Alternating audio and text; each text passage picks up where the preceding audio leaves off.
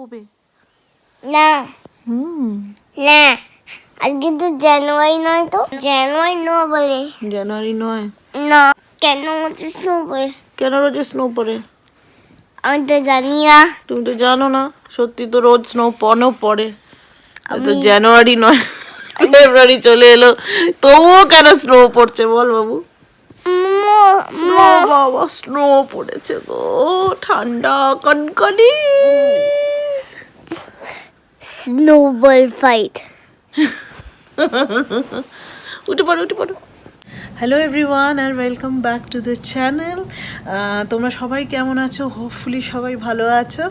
তো আজকে আমাদের এখানে অবস্থা খুব খারাপ, ওয়েদারের খারাপ মানে ঘরের ভেতরে থাকলে তেমন খারাপ না, কিন্তু বাইরে বেরোনো মানে যাবে না। তোমাদের কালকের ভিডিওতেই বলেছিলাম যে এখানে একটা বিশাল বড় স্নো স্টর্মের ওয়ার্নিং আছে।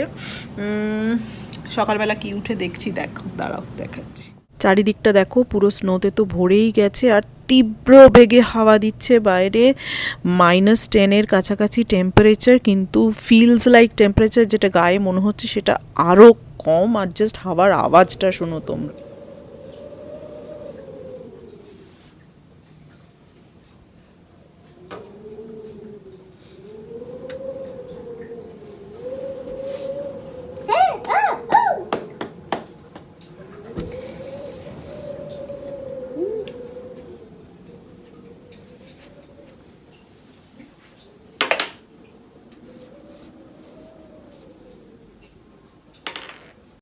আজ তিনজনেই বাড়িতে, তাই জন্য ব্রেকফাস্টে এই ঠান্ডাতে গরম গরম ডিম পাউরুটি আর 1 কাপ কফি, আর বসে বসে স্নোফল দেখা।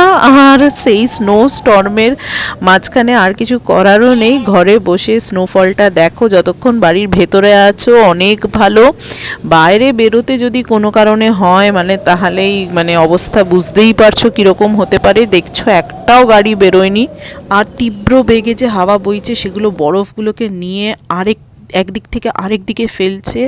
অসম্ভব বাজে অবস্থা বাইরেতে, বুঝতেই পারছো। এখন না ব্রেকফাস্ট করতে করতে আজকে একটুখানি টিভি দেখছে, তাই তো? কি দেখছো টিভিতে? স্নোই ডে দেখছে ও টিভিতে আজকে। Special movie for snow day, right? কি লেভেলে গর্জন করছে খালি দেখো। কিছুক্ষণ স্নোফলটা থেমেছিল, আবার স্নোফল শুরু হয়েছে, সাথে মানে টেম্পারেচার আরও ফল করছে। তো জানি না, হাওয়া তো কিছু কমেনি, আরও বেড়েছে বরঞ্চ হাওয়া একদম। আমি না ভেবেছিলাম একটু বাইরে বেরিয়ে একটু ছবি টবি তুলবো, কিংবা অ্যাটলিস্ট যাবো বাইরে স্নোতে, কিন্তু না এখন রীতিমতো ভয় লাগছে। কারণ যত বেলা বাড়ছে তত আমি কিন্তু দেখছি যে হাওয়ার বেগ আরও বাড়ছে।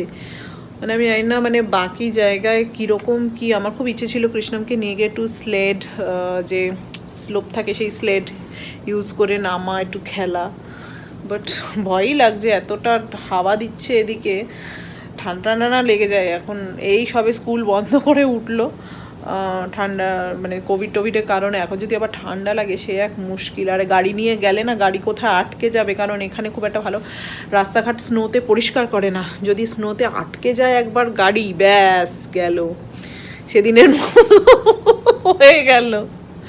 কপাল খারাপ থাকলে যদি সেরকম হয়। আগের বার হয়েছিল কপিলের একবার, সে গাড়ি আটকে গেছিলো, ভাগ্যিস বাড়ির সামনে গেটের সামনে পৌঁছে গেছিলো, তাই কারণে কোনো মতে চলে এসেছে আর কি গাড়িটাকে ই করে করে।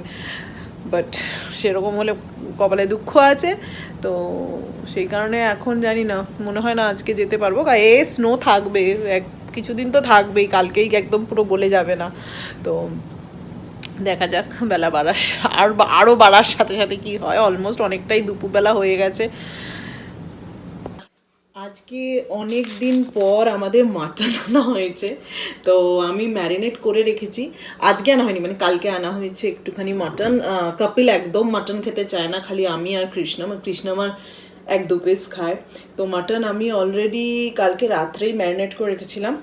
অনেক দিন খাই না অ্যাকচুয়ালি মাটন, আমিও কম খাই আজকাল, কারণ রেড মিটটা অ্যাভয়েড করি। আর ওই টুকটাক মাঝে মাঝেই, অনেক দিন খাই না, ভালো পেয়েছিলাম তাই ভালো মাটনটা আনি। কপিল তো খাই না, ও বলেছে আমাকে ছেড়েই দাও, আমি একদম খাবো না, একটু জাস্ট টেস্ট করলে করবে। আর তাতে যদিও আমার কোনো কমপ্লেন নেই, কারণ আমি ভাগ দিতেই পারবো না মাটনে, ভাগ দিলেই কষ্ট মনে। আমি মাটন প্রচণ্ড ভালোবাসি, কিন্তু কমিয়ে দিয়েছি ওই আর কি, রেড মিটটা অতটা খাওয়া উচিত নয় বলে। তো পেঁয়াজ কাটতে বসেছি। এই মাটনে যা পেঁয়াজ লাগে না, মানে কাটতে কাটতে রাগও ওঠে যে কেন বানাচ্ছি, আর এতক্ষণ কষাতে হয়, বিরক্ত লেগে যায়। কিন্তু ওই খেতে গেলে কিছু তো করতেই হবে, একটুখানি কষ্ট তো করতেই হবে, বলো। শুরু করে দিয়েছি আমার মাটন রান্না। এখানে পেঁয়াজটাকে আমি প্রথমে ভাজবো সর্ষের তেলে ফার্স্টে গোটা গরম মশলা ফোড়ন দিয়ে তারপরে পেঁয়াজটা দিচ্ছি। পেঁয়াজটা যত লাল করে ভাজা হবে তত মাটন ভালো হবে, তত কালার আসবে মাটনে। তো আমি এখানে মাটনটা দিয়ে দিচ্ছি, আগের দিনই তো এটা ম্যারিনেট করা ছিল, পেঁয়াজ আদা রসুন লঙ্কা বাটা দিয়ে, আর নুন ছিল খালি, আর হলুদ ছিল, ব্যাস আর কিচ্ছু না। আমি এই মাটনটাকে খুব কষিয়ে কষিয়ে রান্না করি। আগেই যে বললাম কপিল একদম খেতে ভালোবাসে না মাটন, তো ও যাতে একটুখানি খেতে পারে, যাতে গন্ধ না পায়, সেই কারণে আমি প্রেশার কুকারে দিই না, কড়াইতেই কষিয়ে কষিয়ে রান্না করি। অনেক লেন্দি আর প্রসেসটা, কিন্তু তবুও গন্ধটা কেটে যায়, যেটার জন্য ও আর কি খেতে পারে না। তো আমি আস্তে আস্তে ঢাকতে ঢাকতে কষাতে কষাতে দেখো মাঝে মাঝে অল্প অল্প করে জল অ্যাড করছি মাটনে। আমি একবারে অনেক জল দিলে সেদ্ধ সেদ্ধ মতো হয়ে যাবে, তো অল্প অল্প করে জল দিচ্ছি, একটু করে দরকার হলে তেল দিচ্ছি যখন কমে যাচ্ছে তেলটা। সেরকম করতে করতে মাটনটাকে রান্না করতে হবে, কষিয়ে কষিয়ে আর কি ব্যাপারটা, মানে মাঝে মাঝে মনে হয় বিরক্ত লেগে যায় এতক্ষণ, মানে পুরো একদম একটা দিনের কার্ডিও এক্সারসাইজ হয়ে যায় যে লেভেলে কষাতে থাকি।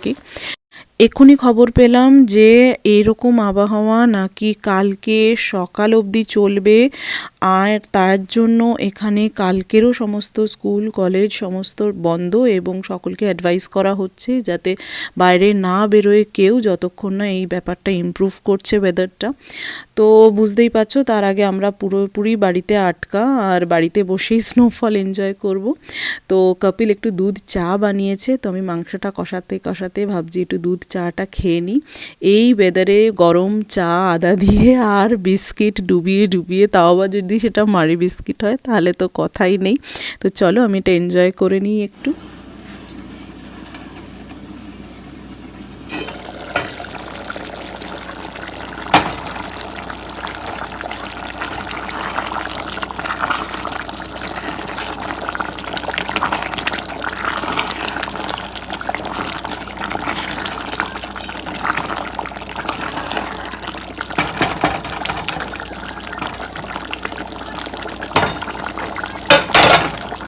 আমি আমার এই মাটনের ঝোলে মাংস একদম অলমোস্ট 80% কুক হয়ে যাওয়ার পর আলুটাকে দিই, কারণ আলু সেদ্ধ হতে অতটা টাইম লাগে না।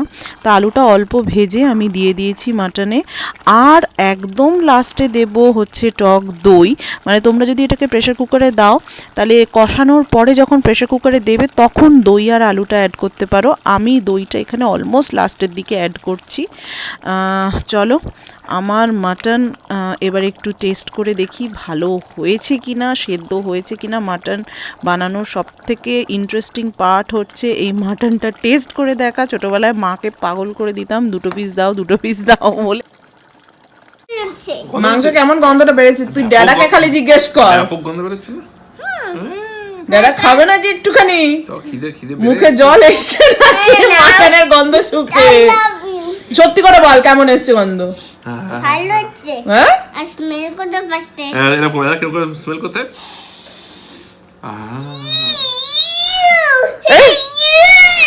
ইউ বেরোচ্ছে গন্ধ, যত পুরো ঘর মম করছে সুগন্ধে মাটনে।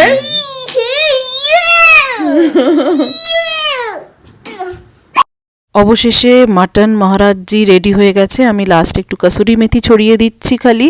তোমরা ধনেপাতাও ছড়াতে পারো কিংবা কিছু নাও দিতে পারো। একদম এতে এতক্ষণ ধরে কষানো মাটন এমনিই ভালো লাগে। তো আমার ঐতিহাসিক মাটন এই স্নোস্টর্মের মাঝে সারা জীবন মনে থাকবে, স্নোস্টর্ম আর মাটন। দাদা খাচ্ছে কিন্তু মাটন, বুঝলি? দাদা কেমন হয়েছে মাটন? ভালো আছে, ভালো আছে ভালো হয়েছে? সত্যি তো? দাদা রেকর্ড হয়েছে আজকে, বুঝলি? দাদা মাটন খেয়েছে। ঠিক ঠিক। দাদা কি? তুমি ভাত দেখাও। না মাশরুম এটা মাটন ঝাল নেই, মাটন ধুয়ে দিচ্ছি। না এই আমার মুখে কি হয়েছে? মুখে মুখে মুখে জল লাগছে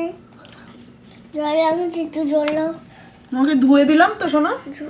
না আলমন্ড তো যেটা আমি খেয়েছি ও তাতে জল ছিল, ধুয়ে দিয়েছিলাম তো সোনা। ঠিক আছে, একটু না জল দিচ্ছি, জল এগো দিচ্ছি। এগো আচ্ছা দিচ্ছি, জল দিচ্ছি। ভালো মাটনটা এমনিতে ভালো লাগছে। হ্যাঁ দাদা দেবে চলো এবারে গরম গরম মাটন আর ভাতটাকে খাই। বাইরে বিলো ফ্রিজিং টেম্পারেচার ওয়েদার, আর ঘরের ভেতরে গরম গরম মাটন আর ভাতের মজাটাই আলাদা। আমি ভিডিওটা এখানেই এন্ড করব, কিন্তু তোমরা একদম ভুলবে না আমাদের চ্যানেলটা সাবস্ক্রাইব করতে, লাইক আর কমেন্ট করতে। কেমন লাগলো? চলো দেখা হবে আবার, বাই বাই।